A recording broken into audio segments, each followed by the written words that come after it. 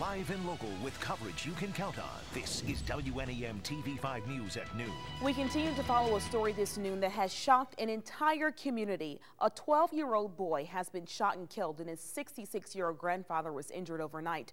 WNEM TV5's Liz Gilardi is live in Saginaw with the latest developments. Hi, Liz. Aisha, that 12-year-old boy shot and killed, his grandfather wounded. Family members tell me it was his last day of school yesterday, last night. He just wanted to spend the night at his grandfather's house. We are learning some more information this morning about the shooting that happened on Saginaw's east side here on Whittier. I did get a chance to speak with some family members this morning, and they released us some pictures of the young man, Tamaris Stewart. His nickname is TJ. He was at the house on Whittier around 12:30 a.m. when police say someone walked up to the home, just walked up and opened fire, started shooting maybe 10 to 15 bullets hitting that house. The siding and the windows are just completely littered with bullet holes. One bullet hit the 12-year-old in the torso, another hit his 66-year-old grandfather in the shoulder. Family gathered at the house this morning, and they are pleading for someone to come forward with any information. If anybody know anything, saw anything, please let us know, or let the police know. Let somebody know, please. And police say they are trying to find some more information this morning, working on any leads that they have. They've also received some tips, and they're working to get some more information and hopefully interview some witnesses and put that together, but they still need more information in this case. I did learn this morning that the 66-year-old grandfather was treated and released from the hospital, and 12-year-old Tamaris Stewart is a student at Carlton Public Schools. I also talked with the superintendent this morning. He says that they held a crisis meeting this morning. They're working on a plan of action for the school district. It was their last day of school, as we said yesterday. Also in the area, Crime Stoppers here this morning, they were handing out these flyers encouraging people again to come forward with any information that they have. That number, 1-800-422-JAIL. Reporting live and local in Saginaw, Liz Gilardi, WNEM TV5. All right, thanks, Liz. And officials at Carlton, the school that little Tamaris attended, released a statement just a little while ago. They are going to provide those crisis committee for those students, and flags will be lowered to honor Tamaris. And we want to know, what do you think about the ongoing violence in mid-Michigan's largest cities? We want your fast feedback on this one. When a child is involved, so many people have, want to express their feelings about this. You can post on our Facebook page, send us a tweet, or email to WNEM@WNEM.com. We're going to share your thoughts in our later newscast. Police in Saginaw are still looking for the suspects they say shot a 4-year-old girl on Monday. Reports say people in 2 cars were shooting at each other around 1:30 on Sheridan and Weber in Saginaw. The girl was riding in a 3rd car and was hit in the arm. She is expected to make a full recovery. A handgun was recovered at the scene, but police don't have any suspects at this time. Anyone with information is asked to contact the Saginaw Police Department. Switching to other news this noon, the cash-strapped city of Flint is turning to the state for help. Emergency Financial Manager Mike Brown wants to borrow money to help pay off the city's past budget deficits. He's asking for more than $9 million. The state could make a decision as early as next week. And another fight involving public workers, this one right here in mid-Michigan. The president of the Flint Police Officers Association is blasting Mayor Dane Walling. Kevin Smith says Walling made senseless comments about violent crime and the value of human life.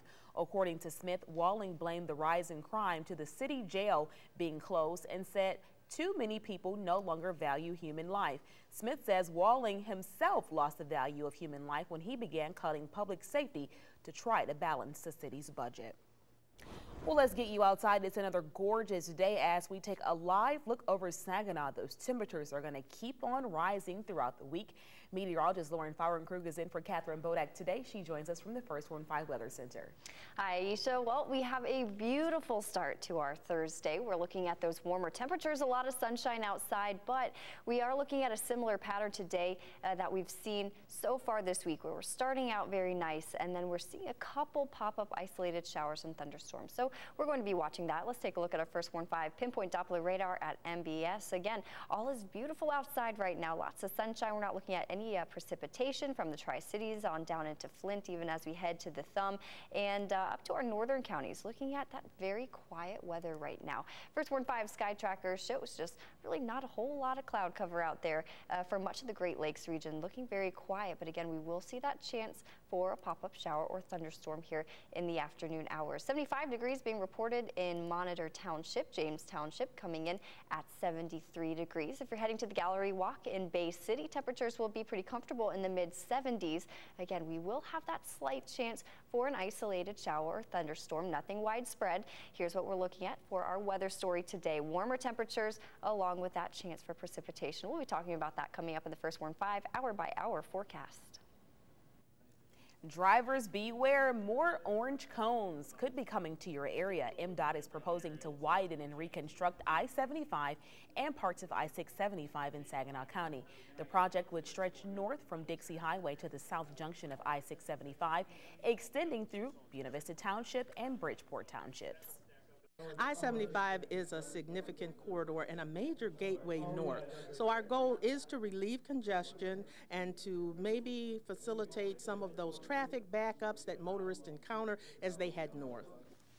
Construction is not expected to begin until sometime in 2015.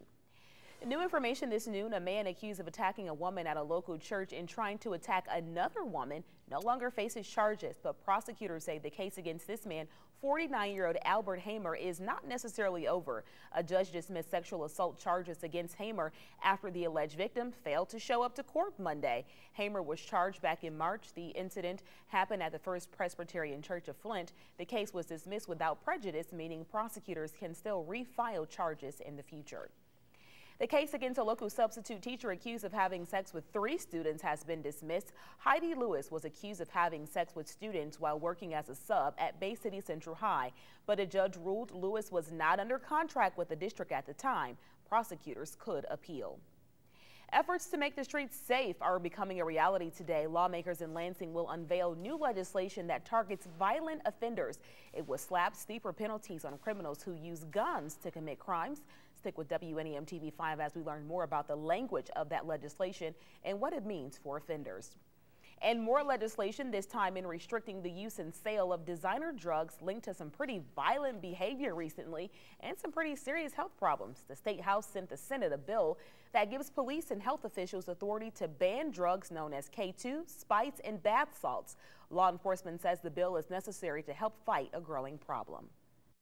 But until this is classified as a drug that we can enforce legally, and there are sanctions and penalties for incarceration or fines and costs, it's very difficult for us to do anything.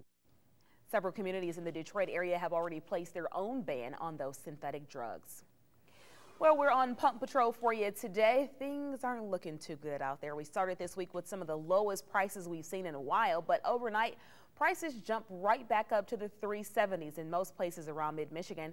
The cheapest gas you can find right now in Saginaw is going for about $3.58 a gallon.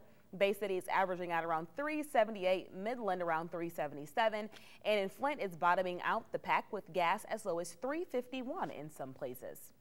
And the Honda Fit electric car has received the highest fuel efficiency rating ever from the Environmental Protection Agency. You may want to buy one after hearing those gas prices. Honda says the 2013 subcompact got a combined adjusted mile per gallon equivalency rate of 118.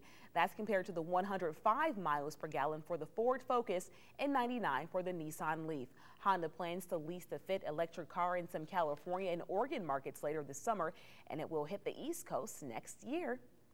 Skin cancer is something millions of Americans are subject to this time of year, but doctors now say they have a new powerful treatment.